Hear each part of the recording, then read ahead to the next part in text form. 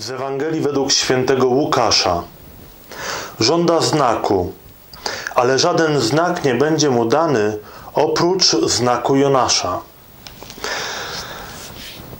Jakim znakiem był znak Jonasza? Oto Jezus wspomina historię Starego Testamentu, opowiadającą o człowieku, który jak tylko dowiedział się, czego chce od niego Pan Bóg, to natychmiast wstał i poszedł w dokładnie odwrotnym kierunku. Przez całą pierwszą część swojej podróży uciekał przed wolą Bożą.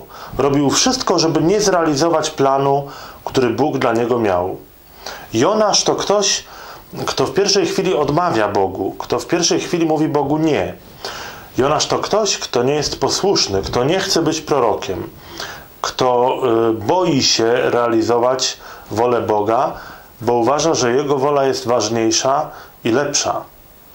I oto Jezus mówi, że taki znak dostaniemy, że także my będziemy mieli w swoim życiu znak Jonasza, to znaczy znak niezgody na wolę Bożą, uciekania przed Bogiem, znak odwrócenia się do Boga tyłem.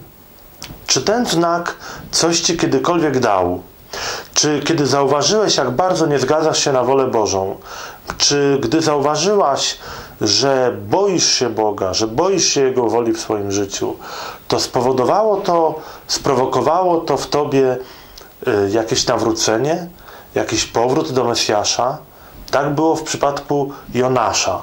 Znak Jonasza wypełnił się najpełniej, wypełnił się dosłownie w tym, że Jonasz wpierw odmawiając Bogu, potem się zawrócił ze swojej ucieczki i poszedł tam, gdzie Bóg go wysyła.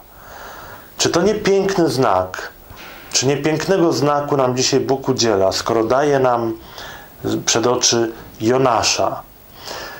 Czy Bóg nie mówi nam, nigdy nie jest za późno, żeby zrealizować moją wolę. Nigdy nie jest za późno, żeby pójść moją drogą.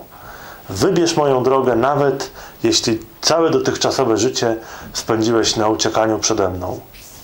Do zobaczenia jutro.